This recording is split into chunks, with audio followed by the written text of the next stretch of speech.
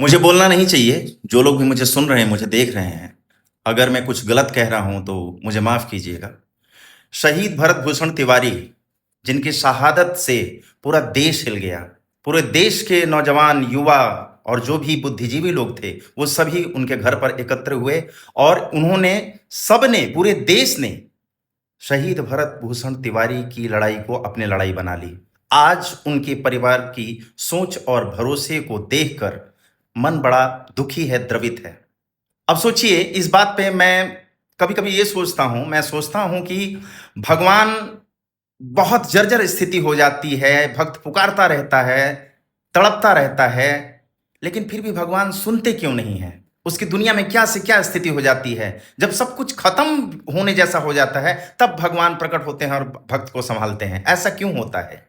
महाभारत में भी हमने देखा कि द्रौपदी चिल्लाती रही, रोती रही, भागती रही, अपने पति के पैर पड़ी, अपने जितने भी समाज में बुद्धिजीवी लोग बैठे थे, उनके सबके सामने हाथ जोड़ा, निवेदन किया कि कृपया मुझे बचा लीजिए, मेरी इज्जत जा रही है। लेकिन फिर भी श्री कृष्ण उस समय तक क्यों नहीं आए?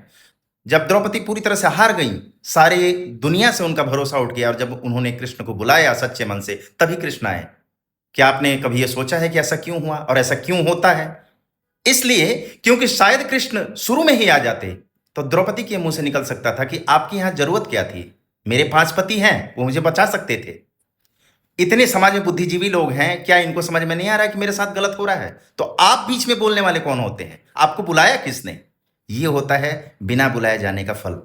जिस तरीके से पूरा देश एकत्र होके शहीद भरत भूषण तिवारी जी के दरवाजे पर गया, उनकी लड़ाई को अपनी लड़ाई बनाई, जिस तरीके से सभी वर्ग, सभी लोग उनके परिवार के साथ खड़े हो गए, वो बिन बुलाए मेहमान की तरह थे, बिन बुलाए देवता की तरह थे, बिन बुलाए भगवान की तरह थे। शायद इस शक्ति को, इस एकता को उनका परिवार समझने में भूल कर बैठा है। देखिए, शहीद भरत भूषण तिवारी जी को न्याय मिले, इसकी प्रतीक्षा में पूरा देश है। सभी की निगाहें हैं कि उनके दोषियों को न्याय मिले।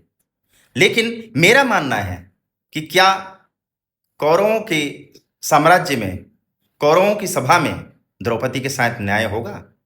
आपका क्या कहना है? कमेंट बॉक्स में जरूर बताइएगा। जय हिंद, जय भारत, हर हर महादेव।